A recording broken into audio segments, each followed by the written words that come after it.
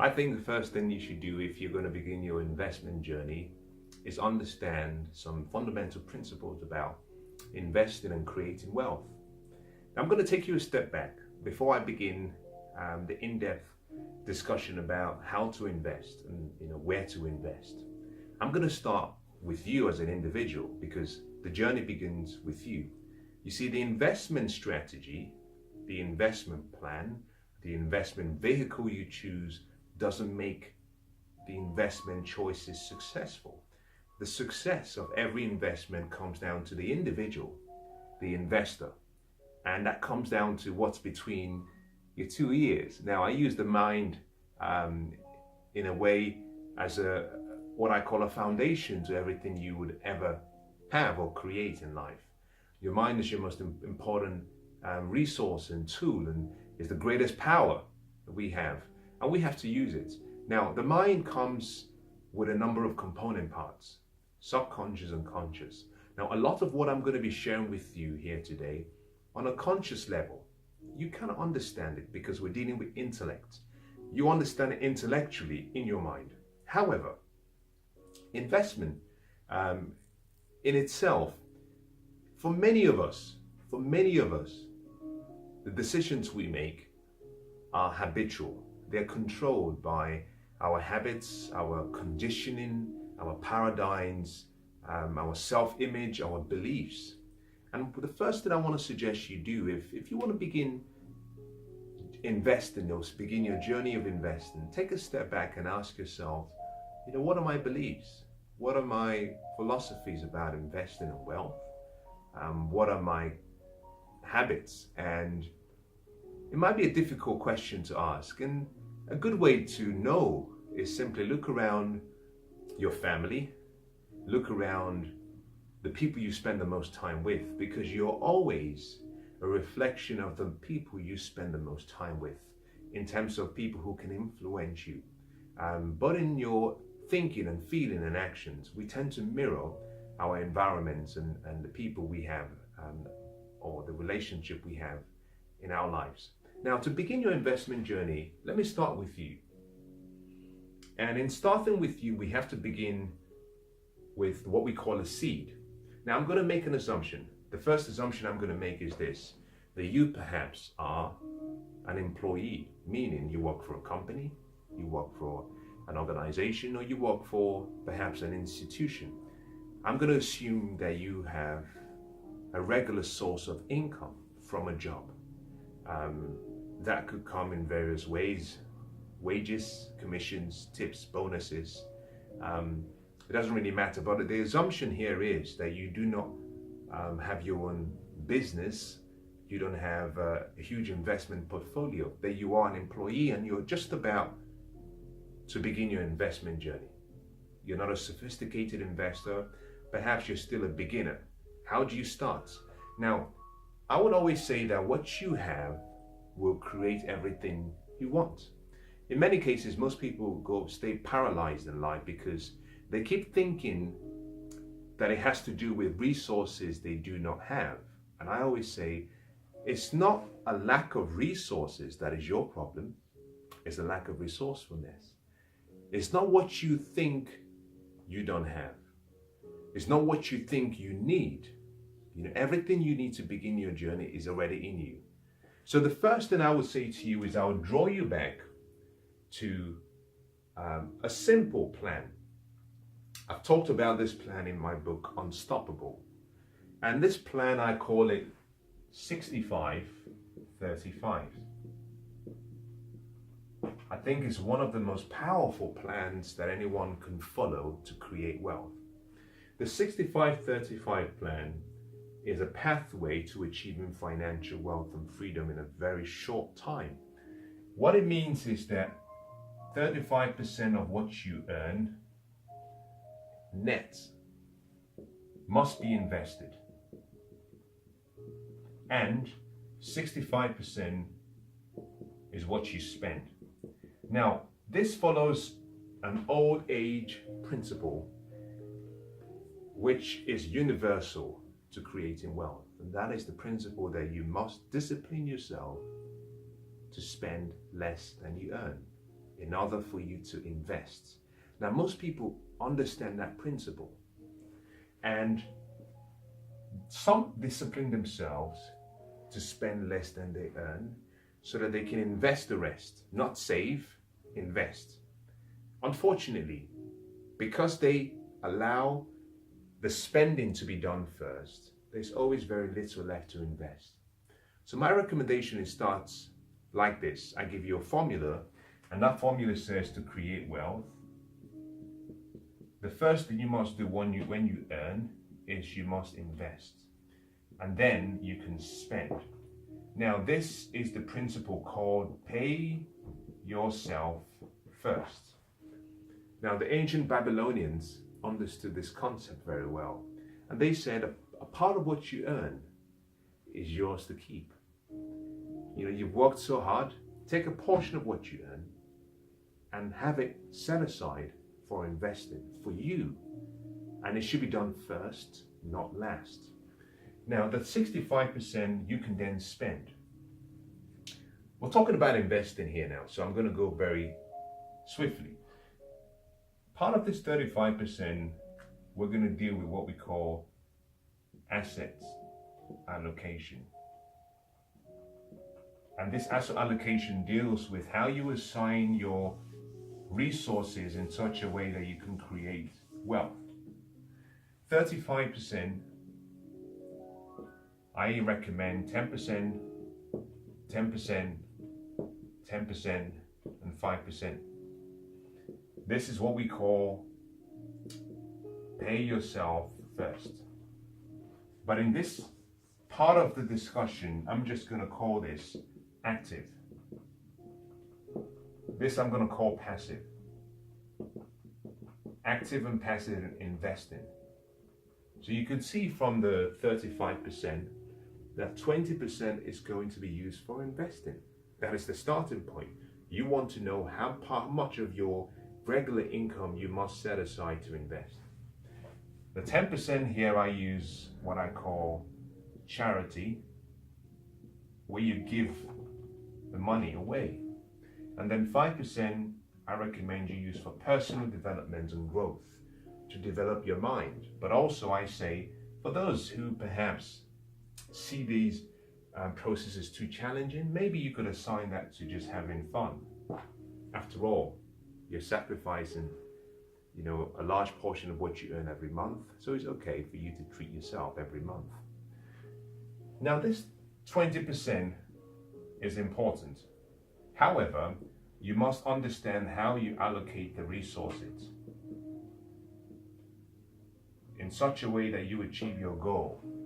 The biggest problem most people have, and the mistake most people have, is they take this entire 20% and they allocate it to one investment vehicle.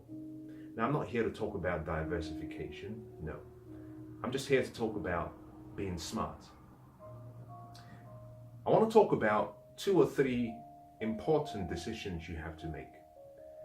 There are about 4 different investment vehicles: business, property investing or real estate, commodities, talking about oil, gold, talking about silver, or you can invest in what we call paper assets, stocks, bonds, mutual funds, but it's everything paper. Those 4 investment vehicles or strategies or paths have individually a different level of vocabulary and a different requirement in relation to financial wisdom. We all understand buildings a little bit because we live and we work in or from buildings. But paper assets are quite interesting. And I'm going to share some thoughts with you on the 3 areas. Let's start with paper assets. Paper assets are unique. If you invest in paper assets, anything that is in a paper form, or that could be non-tangible, but in terms of stocks, bonds, mutual funds, anything under that category of paper assets would normally increase in value, between, who knows, maybe 10 up to about 90%. It could double its value. It could. However, For that to happen, you will require a lot of financial wisdom. You will require skills, you require tools, you require knowledge, you require understanding, and you require relationships to be able to maximize that increase. So you see, it requires study. If you buy property or real estate, it's likely to increase in value. However, the level of sophistication in terms of financial wisdom required is less, because it's a lot much easier to understand land and buildings compared to stocks. And more importantly, property investment gives you more control. So you can control the value of the property based on what you lease or let it for. You can control, to an extent, the costs of the improvements of the property based on how much you spend. You can also affect or influence the appreciation of the property or real estate investment based on the amount of, let's say, remodeling works that you do to the property. They're passive and active means. So property will always rise, and in some cases it will rise from between 10% to about 90 and even more. Interestingly, property investment is a slower vehicle because in some cases it could be as low as 5%. The level of wisdom required and sophistication in terms of intensity required for paper assets is far higher than for property. Now, when you go into a business, the risks are there. Again, when you go into commodities, the risks are there. So the point I'm making all of this is a simple statement that you're going to require great skill with investing. And every investment product will require a different set of skill and a different level of commitment from you. So how do you start? You have 20% set aside to invest. These are some thoughts. Now, one of the things I would never do, or try not to do, I'll make sure I don't do it, is tell you how to invest and specifically what to invest in. And I say that simply because we're all different. I can tell you about what I invest in, but I can't tell you what to invest in because I don't know whether you have a passion for what I'm sharing. I don't know if you have an interest in what I'm sharing. I don't even know if you would have an interest in the investment vehicle. So the first thing you have to do is select and choose the investment path that suits you. Now, if you have 20% of your income available, the question is, how do you allocate this 20% to the various income options or investment options? That is for you to decide. You might decide that you're going to put 20% in perhaps an investment vehicle that is safe and secure. You might put 40% in another one that grows and has grown over the last 10 years consistently. You might put 30% in one that has some level of greater chance of return but higher risk. This is what we call asset allocation, but it's very important. I'll share some thoughts with you, and these are not my recommendations to you on what to do, but this is some of my thoughts. Before you begin your investment journey, sit down and ask yourself a question. What are my outcomes? What am I trying to gain from this whole experience? That's the first. The second is, how would I know when I've succeeded? In other words, how do I know when I'm achieving my goals? That's important. Part of the reason that's important is because in many cases, it's greed that leads us down the path of financial disaster. We get to a point where we lose sight of the original goal we had in mind, and we keep going, and we don't know when it's time to sit back and say, I've achieved the goal, I'm going to expand my means, but I need to secure what I originally was hoping to achieve. So we take all of our chips, we put it all in again, and sadly some of us lose it for good. I want you to avoid that. So start by asking yourself some of these basic questions, just 2 questions I've given you, but think about other ones. And next, ask yourself the question, how do I intend to run this journey? How do I intend to go about this journey? Do I want to invest myself? Am I going to rely on financial experts to support and guide my decisions? How am I going to do this?